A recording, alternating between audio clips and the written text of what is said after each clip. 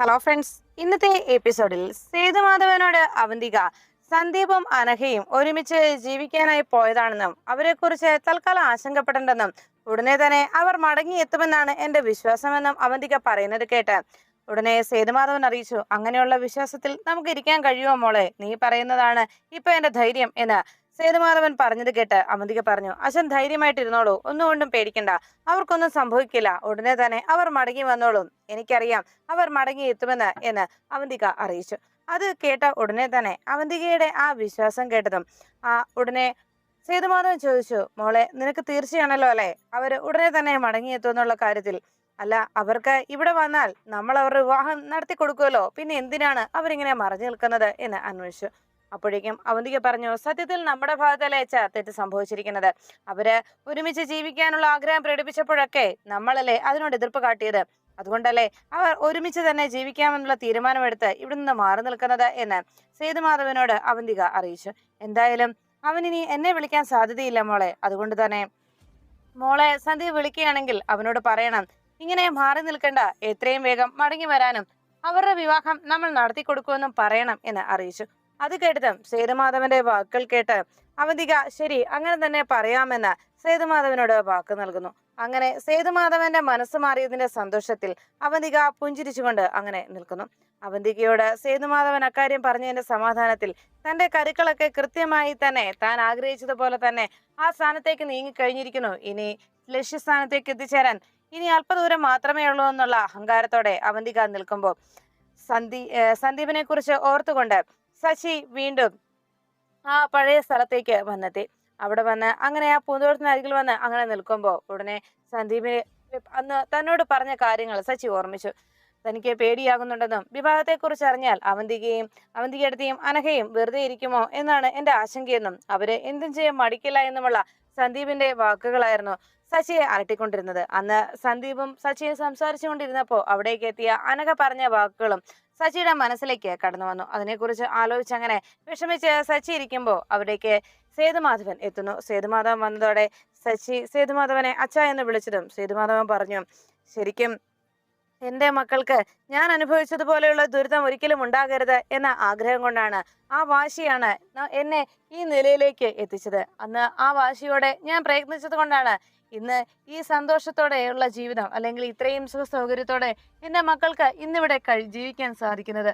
എന്നാൽ അന്നത്തെ എന്റെ ആ വാശി പക്ഷെ ജീവിതത്തിൽ മുന്നോട്ട് ഉണ്ടായില്ല എന്ന് വേണം പറയാൻ. എന്റെ മക്കൾ എനിക്കെന്നും പ്രിയപ്പെട്ടവരായിരുന്നു എന്നതിനേക്കാൾ ഉപരി അവർക്ക് നല്ലൊരു ജീവിതം ഉണ്ടാക്കി കൊടുക്കണമെന്നതായിരുന്നു എൻ്റെ ലക്ഷ്യം. എന്നാൽ ഇപ്പോൾ ഒരു കാര്യം എനിക്ക് മനസ്സിലാകുന്നുണ്ട്. സത്യത്തിൽ ഒരു അച്ഛന്റെ ജീവിതത്തിൽ അദ്ദേഹത്തിന് ജനിക്കുന്ന ആൺമക്കൾ അത് പൂർവ്വബന്ധത്തിലെ മുൻജന്മത്തിലെ ശത്രുക്കളായിരിക്കും എന്ന് പറയുന്നത് അക്ഷരം പ്രതി അനുഭവിച്ചറിഞ്ഞ വ്യക്തി ഒരു അച്ഛൻ എന്ന നിലയിൽ ഞാൻ തന്നെയായിരിക്കും. ആദ്യം നിന്റെ ഏട്ടൻ നന്ദൻ, അവൻ എന്നെ വിട്ടുപോയി, പിന്നീട് നീയും കുറെ നാളത്തേക്ക് എന്നെ വേദനിപ്പിച്ചു, അതിനുശേഷം ദാ ഇപ്പൊ സന്ദീപ്, നിങ്ങൾ മൂന്ന് മക്കളും എന്നും എനിക്ക് വേദന തന്നെയാണ് സമ്മാനിച്ചുകൊണ്ടിരിക്കുന്നത് എന്ന് സന്ദീപിനെ കുറിച്ച് പറയുമ്പോൾ സച്ചി പറഞ്ഞു, അച്ഛൻ അങ്ങനെ ആശങ്കപ്പെടാതെ, സന്ദീപ് ഇങ്ങനെ ചെയ്യുമെന്ന് അച്ഛന് തോന്നുന്നുണ്ടോ എന്ന് ചോദിച്ചിടും. ഉടനെ സന്ദീപിന്റെ കുറിച്ചുള്ള സച്ചിയുടെ ചോദ്യം കേട്ട് സേതുമാധവൻ പറഞ്ഞു, ഉറപ്പ്, എനിക്ക് തോന്നുന്നുണ്ട്, തീർച്ചയാണ് അവൻ അങ്ങനെ ചെയ്യുമെന്നുള്ള കാര്യത്തിൽ എനിക്ക് യാതൊരു സംശയവുമില്ല. കാരണം ഞാനായിട്ടാണല്ലോ ഇങ്ങനെ ഒരു ആഗ്രഹം അവരുടെ മനസ്സിലേക്ക് ഉണ്ടാക്കി കൊടുത്തത്, ഞാനായിട്ടാണല്ലോ ഇങ്ങനെയൊരു ആഗ്രഹം അവരുടെ മനസ്സിൽ ഉണ്ടാക്കിയതും ആ വിവാഹത്തിന് വേണ്ടിയുള്ള തയ്യാറെടുപ്പുകൾ നടത്തിയതും. എന്നാൽ അതിനുശേഷം ഞാൻ തന്നെ അതിൽ നിന്നെല്ലാം പിന്തിരിഞ്ഞു. അത് അവരെ വല്ലാതെ വേദനിപ്പിച്ചിരുന്നു എന്ന് ഇപ്പോഴെനിക്ക് മനസ്സിലാക്കാൻ കഴിയുന്നുണ്ട്.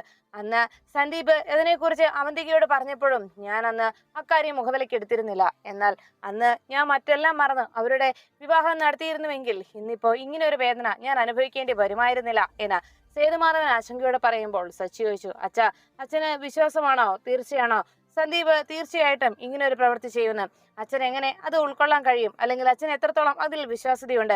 എനിക്ക് എന്തായാലും ഒരിക്കലും സന്ദീപ് ഇങ്ങനെ ചെയ്യുമെന്ന് തോന്നുന്നില്ല എന്ന് പറയുമ്പോൾ സന്ദീപിനെ കുറിച്ച് സേതുമാധവൻ അറിയിച്ചു, അവൻ അങ്ങനെ ചെയ്യുന്നില്ല എന്നതിന് നിനക്ക് എന്ത് ഉറപ്പാണുള്ളത്? എന്നാൽ അതിനേക്കാൾ ഉറപ്പ് അവന്തികയ്ക്ക് ഉണ്ട്, അതുകൊണ്ട് തന്നെയാണ് ഞാനത് വിശ്വസിക്കുന്നതും. അല്ലെങ്കിൽ സ്വന്തം അനുജത്തിയെ കാണാതായതുകൊണ്ട് അവന്തിക ഇപ്പോഴും ഈ രീതിയിൽ പ്രതികരിക്കില്ലല്ലോ. സ്വന്തം അനുജത്തിയുടെ ഇപ്പോഴത്തെ ഈ മിസ്സിങ്ങിനെ സംബന്ധിച്ച് അവന്തിക മറ്റൊരു രീതിയിലും അന്വേഷണം നടത്താതിരിക്കുന്നതിന്റെ കാരണവും അതുതന്നെയല്ലേ? അവന്തികയ്ക്ക് എന്റെ കാഴ്ചപ്പാടിൽ അവന്തികയ്ക്ക് ഇതിനെക്കുറിച്ച് മുന്നേ തന്നെ അറിയാമായിരുന്നു എന്നാണ് എനിക്ക് തോന്നുന്നത്. അവന്തികയ്ക്ക് ഇതിനെക്കുറിച്ച് എന്തൊക്കെയോ അറിവുകളുണ്ട് എന്ന് ഞാൻ മനസ്സിലാക്കുന്നു എന്ന് സേതുമാധവൻ പറഞ്ഞതും സച്ചി ചോദിച്ചു, അങ്ങനെ ഒരു സംശയം അച്ഛന്റെ മനസ്സിലുണ്ടെങ്കിൽ അത് എടുത്തിയുടെ അച്ഛന് തുറന്നു ചോദിക്കാൻ പാടില്ലായിരുന്നോ എന്ന സച്ചിയുടെ ചോദ്യത്തിന് സേതുമാധവൻ പറഞ്ഞു, അത് എന്റെ സംശയമല്ല, മറിച്ച് ഞാൻ അങ്ങനെ കുറ്റബോധത്തോടെ നിൽക്കുകയാണ്. എന്റെ കുറ്റബോധമാണ്, ആ ഒരു തെറ്റ് ഞാൻ ചെയ്തു എന്നുള്ള കുറ്റബോധമാണ് ഇപ്പൊ എന്റെ മനസ്സിനെ അലട്ടുന്നത്. അന്ന് അവരുടെ വിവാഹത്തിന് അവൻ ആഗ്രഹം പ്രകടിപ്പിച്ചപ്പോ ആ വിവാഹം നടത്തി കൊടുക്കാതിരുന്ന ഏറ്റവും വലിയ തെറ്റ് അതാണ് ഞാൻ ചെയ്തത് എന്ന് സേതുമാധവൻ സച്ചിയോട് പറയുന്നു.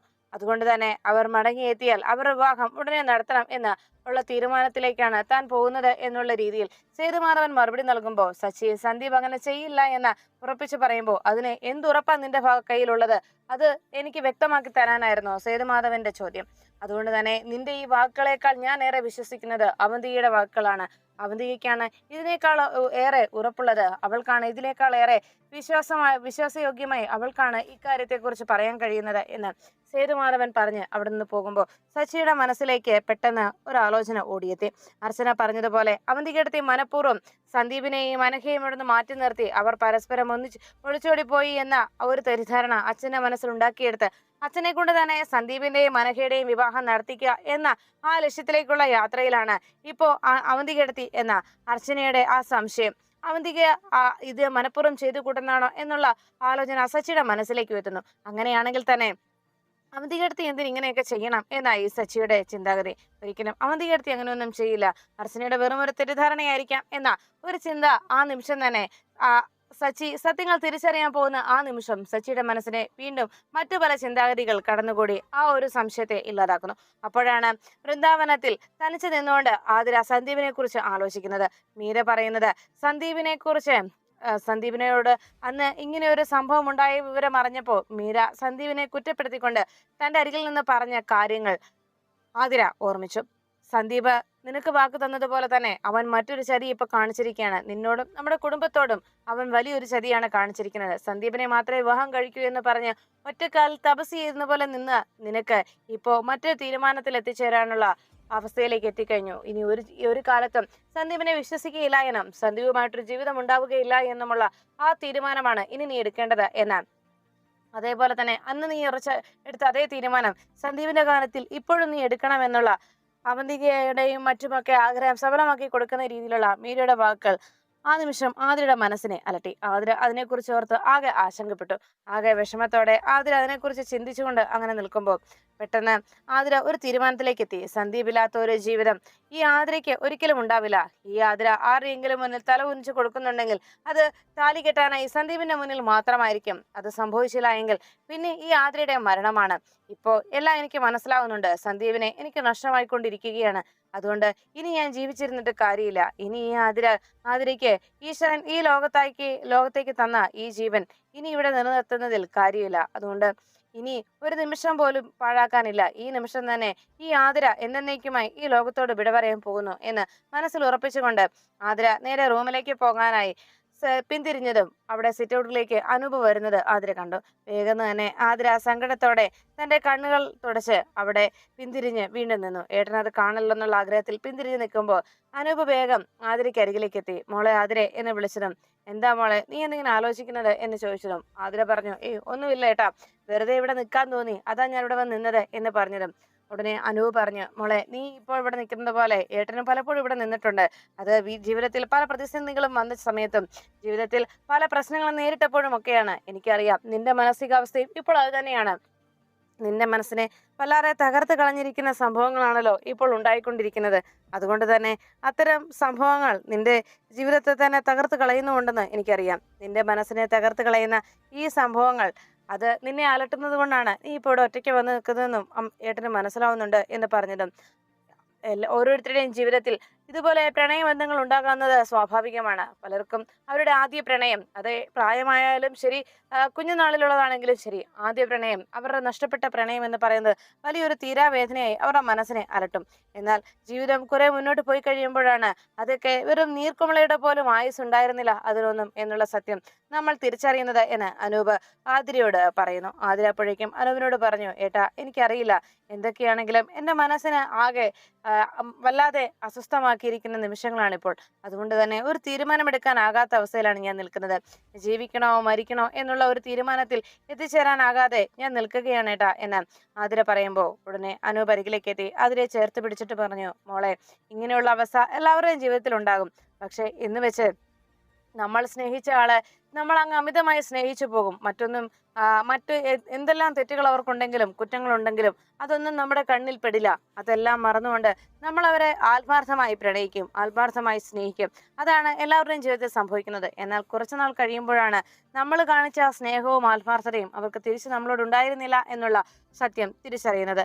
അതുകൊണ്ട് തന്നെ അങ്ങനെ ഒരു തിരിച്ചറിവ് ഉണ്ടാകുമ്പോൾ നമ്മൾ നമ്മുടെ ജീവിതം ഇല്ലാതാക്കാനല്ല ശ്രമിക്കേണ്ടത്, മറിച്ച് എല്ലാ രീതിയിലും തകർന്നു പോയി എന്ന് വിശ്വസിക്കുന്ന ആ ഘട്ടത്തിൽ പോലും അതിനെയെല്ലാം തോൽപ്പിച്ചുകൊണ്ട് താൻ ജീവിക്കും എന്ന് ഉറച്ച തീരുമാനമെടുത്ത് അതിൽ നിന്ന് ഉയർത്തെഴുന്നേൽക്കുന്നവരാണ് ധീരവനിതകളായി ഈ ലോകത്തിന് മുന്നിൽ ഇന്നും ജീവിച്ചു നിൽക്കുന്നത്. അതുകൊണ്ട് തന്നെ ഒരു കാര്യം എൻ്റെ മോളോട് എനിക്ക് പറയാനുള്ളത്, ജീവിതത്തോട് പോരാടി ഒരു ഭീരുവിനെ പോലെ സ്വന്തം ജീവിതം തകർത്ത് കളയുന്ന ഒരാളാകരുത് എൻ്റെ മോള്. എൻ്റെ മോള് അതുപോലെ ജീവിതത്തോട് പോരാടി വിജയിച്ചു നിൽക്കുന്ന ധീരവനിതകളെ പോലെ ആയിരിക്കണം എൻ്റെ മോളും. മനസ്സിലായോ? അതുകൊണ്ട് എൻ്റെ കുഞ്ഞ് ഒരിക്കലും ഒരു മടഹിയാവരുത്. സന്ദീപിനെ കുറിച്ച് മോൾ ഓർക്കരുത് എന്നല്ല ഏട്ടൻ പറയുന്നത്. സന്ദീപിനെ കുറിച്ച് ഓർത്തോളൂ. പക്ഷെ അവൻ ഇപ്പോൾ മറ്റൊരു പെൺകുട്ടിയുടെ ഭർത്താവാണ് എന്ന ചിന്തയോടെ വേണം അവനെ കുറിച്ച് മോൾ ഓർക്കുവാൻ. മറ്റൊരു പെൺകുട്ടിയുടെ ഭർത്താവിനെ സ്വന്തമാക്കാൻ ആഗ്രഹിക്കുന്ന ഒരു വൃത്തികെട്ട മനോഭാവമുള്ള ഒരു പെൺകുട്ടിയായി മാറരുത് എൻ്റെ മോള്. അത്തരമൊരു വൃത്തികെട്ട ഒരു നീച ചിന്താഗതിയുള്ള ഒരു സ്വഭാവക്കാരിയല്ല എൻ്റെ കുഞ്ഞ്. അങ്ങനെ ഒരു കുഞ്ഞായി എൻ്റെ മോൾ ഒരിക്കലും ജീവിക്കരുത് എന്ന് പറഞ്ഞ് അനൂപ് ആതിരയെ സമാധാനിപ്പിച്ച് ആതിരയ്ക്ക് നല്ല ഉപദേശങ്ങൾ കൊടുത്ത് അനൂപ് അവളുടെ മനസ്സിലുണ്ടായിരുന്ന ആ തെറ്റായ തീരുമാനത്തെ മാറ്റിയെടുക്കുന്ന രീതിയിൽ ഓരോന്നും പറഞ്ഞ് അവളെ സമാധാനിപ്പിച്ചുകൊണ്ട് വൃന്ദാവനത്തിലേക്ക് കയറിപ്പോകുന്നു. അപ്പോഴാണ് നെല്ലിശ്ശേരിയിലേക്ക് റൂമിലേക്ക് മടങ്ങിയെത്തിയ സച്ചിയെ അർച്ചന എവിടെ പോയതാണെന്ന് അന്വേഷിച്ചു. ഇത്രയും നേരം സച്ചിൻ എവിടെയായിരുന്നു എന്ന് ചോദിച്ചതും സച്ചി പറഞ്ഞു, ഞാൻ താഴെ തന്നെ ഉണ്ടായിരുന്നു, അച്ഛനെ കണ്ടു. അച്ഛനും മറ്റെല്ലാവരെ പോലെയും സന്ദീപും അനഘയും ഒളിച്ചോടി പോയതാണെന്നുള്ള സത്യം അച്ഛനും വിശ്വസിച്ചിരിക്കുകയാണ് എന്ന് വിഷമത്തോടെ സച്ചി പറയുന്നു. അത് കേട്ടതും അർച്ചന പറഞ്ഞു, സച്ചിയേട്ടാ, അതെല്ലാം കേട്ട് നമ്മൾ ഒന്നും ചെയ്യാതെ ഇങ്ങനെ ഇരുന്നാൽ എങ്ങനെയാണ് സച്ചിയേട്ടാ? ആ സത്യത്തെ കൂടുതൽ ഊട്ടി ഉറപ്പിക്കുന്ന രീതിയിലാണ് ഇപ്പൊ അവന്തികേടത്തി പലതും ചെയ്തുകൊണ്ടിരിക്കുന്നത്. സന്ദീപ് അങ്ങനെ ഒരിക്കലും ചെയ്യില്ല എന്ന് നമുക്കറിയാമല്ലോ എന്ന് പറഞ്ഞതും ഉടനെ സച്ചി പറഞ്ഞു, എങ്കിലും ഏട്ടത്തി അങ്ങനെ പറയുമ്പോൾ നമുക്ക് അതിനോട് എതിർക്കാൻ എന്താണ് നമ്മുടെ കയ്യിലുള്ളത്? നമുക്ക് ഒന്നും ചെയ്യാൻ കഴിയുന്നില്ലല്ലോ എന്ന് പറഞ്ഞ് സച്ചി അങ്ങനെ വിഷമിച്ച് നിൽക്കുമ്പോൾ അർച്ചന പറഞ്ഞു, എന്താ ചെയ്യാൻ കഴിയാത്തത്? സച്ചിയേട്ടൻ ഒരു കാര്യം മനസ്സിലാക്കണം, അവന്തികേടത്തി ഇത്രയേറെ വാശി പിടിക്കുമ്പോൾ അതിനേക്കാൾ ഏറെ വാശി പിടിക്കാനുള്ള അവകാശം അധികാരം ഇപ്പൊ എനിക്കുണ്ട്. സച്ചിയേട്ടൻ ഒരു കാര്യം ഓർത്തു നോക്കിക്കേ, അവന്തികേടത്തി ഇങ്ങനെ വാശി കൂടി ഓരോന്നും ചെയ്തു കൂട്ടുന്നതിനെ കുറിച്ച് സച്ചിയേട്ടൻ ഇപ്പോൾ മനസ്സിലാക്കിയല്ലോ. അവന്തികേടത്തിയുടെ ഈ വാശി കാരണം ഓരോ പ്രവൃത്തികളും ഓരോ പ്രശ്നങ്ങളും ഈ വീട്ടിൽ ഉണ്ടാവുകയാണ്. അതേ വാശി എനിക്കും എടുത്തൂടെ? എൻ്റെ അനുജത്തിയെ സന്ദീപ് സ്നേഹിക്കുന്നത്, അവൾ തിരിച്ചും സന്ദീപിനെ സ്നേഹിക്കുന്നുണ്ട്. അവന്തികേടത്തിയുടെ അനുജത്തി മാത്രമേ സന്ദീപിനെ സ്നേഹിക്കുന്നുള്ളൂ. സന്ദീപിന് അവനെ ഇഷ്ടവുമല്ല. ആ നിലയ്ക്ക് സന്ദീപിന് ഇഷ്ടമില്ലാത്തൊരു വിവാഹം നടത്തി കൊടുക്കാനാണോ, സന്ദീപ് ആഗ്രഹിക്കുന്ന വിവാഹം നടത്താനാണോ നമ്മൾ മുൻകൈ എടുത്തത്? അതുകൊണ്ട് തന്നെ എൻ്റെ അനുജത്തിയുടെ ഭർത്താവാണിപ്പോൾ സന്ദീപ്. ആ നിലയ്ക്ക് സന്ദീപും ആതിരയും തമ്മിലുള്ള ബന്ധത്തെ കൂടുതൽ മറ്റുള്ളവരുടെ മുന്നിൽ ആ ബന്ധത്തെ കൂടുതൽ ഉറപ്പിച്ചു കാട്ടുക എന്നതല്ലേ എന്നെ സംബന്ധിച്ച് ഞാൻ ചെയ്യേണ്ടത്. പക്ഷേ ഞാൻ അതിനൊന്നും ചെയ്യാതെ അതിനൊന്നും മുതിരാതെ ഇങ്ങനെ നിൽക്കുന്നത് മറ്റൊന്നും കൊണ്ടല്ല. പലതും മനസ്സിലാക്കി സച്ചിയേട്ടൻ പറയുന്നത് പോലെയുള്ള നിസ്സാരമായ കാര്യങ്ങളല്ല. ചിലപ്പോൾ ഞാൻ പറയുമ്പോൾ ഇത് വെറും ഒരു നാത്തൂൻ പേരായിട്ട് വേണമെങ്കിൽ സച്ചിയേട്ടന് തോന്നിയേക്കാം. പക്ഷേ ഇത് അത്രത്തോളമല്ല, അതിലപ്പുറവും കടന്ന് പല പ്രശ്നങ്ങളും ഈ കുടുംബത്തെ നേരിട്ടുകൊണ്ടിരിക്കുകയാണ്. അതുകൊണ്ട് തന്നെ അവന്തികേടത്തിയുടെ പ്രവർത്തികൾ പലതും മനസ്സിലാക്കിയിട്ടും ഞാനൊന്നും കണ്ടില്ല എന്ന് നടിക്കുന്നത് എനിക്ക് പ്രതികരിക്കാൻ അറിയാൻ പാടില്ലാഞ്ഞിട്ടല്ല എന്ന് അർച്ചന പറയുമ്പോൾ ഉടനെ സച്ചി പറഞ്ഞു, ആരാ പറഞ്ഞത് പ്രതികരിക്കാൻ പാടില്ല എന്ന്? തന്നെയോ തൻ്റെ കുടുംബത്തെ വേദനിപ്പിക്കുന്ന രീതിയിൽ തൻ്റെ ജീവിതത്തെ തകർക്കുന്ന രീതിയിൽ ആരെന്ത് ചെയ്താലും അത് ആരാണെങ്കിലും ശരി അവരോട് എതിർക്കുകയും അതിനെ നേരിടുകയും ചെയ്യാനുള്ള സർവ്വ സ്വാതന്ത്ര്യം തനിക്കുണ്ട്. തനിക്ക് തെറ്റെന്ന് തോന്നിയ തൻ്റെ ജീവിതത്തെയും തൻ്റെ കുടുംബത്തെയും തകർക്കാൻ നോക്കുന്നവരെ ആരാണെങ്കിലും അത് ആരായാലും കുഴപ്പമില്ല, അവരോട് എതിർക്കാനും അവരെ തകർക്കാനുമായിട്ടുള്ള എന്ത് കാര്യവും തനിക്ക് ചെയ്യാം. അതിന് യാതൊരു പ്രശ്നത്തിന് യാതൊരു പെർമിഷന്റെ ആവശ്യമില്ല, അതിന് യാതൊരു കുറ്റബോധവും തൻ്റെ മനസ്സിൽ ഉണ്ടാവേണ്ടതില്ല എന്ന് അർച്ചനയോട് സച്ചി പറയുമ്പോൾ അർച്ചന പറഞ്ഞു, മതി സച്ചിയേട്ടാ, മറ്റാരെന്നെ മനസ്സിലാക്കിയാലും സച്ചിയേട്ടൻ എന്നെ മനസ്സിലാക്കുന്നുണ്ടല്ലോ, അത്ര മാത്രം മതി, അത് മാത്രം മതി എനിക്ക് എന്ന് അർച്ചന സച്ചിയോട് അറിയിച്ചു. സച്ചി പറഞ്ഞു, എത്രയും വേഗം ഈ പ്രശ്നത്തിന് ഒരു പരിഹാരം കണ്ടേ തീരൂ എന്ന് പറയുമ്പോൾ അർച്ചന പറഞ്ഞു, അതെ സച്ചിയേട്ടാ, ആതിരയും സന്ദീപും എല്ലാവരുടെയും ഈ പ്രശ്നങ്ങളെല്ലാം ഒഴിഞ്ഞ് എല്ലാവരുടെയും ആശീർവാദത്തോടെയും സന്തോഷത്തോടെയും അവർ രണ്ടുപേരും സ്നേഹത്തോടെയും സമാധാനത്തോടെയും ഒത്തിരി നാൾ ജീവിക്കണം.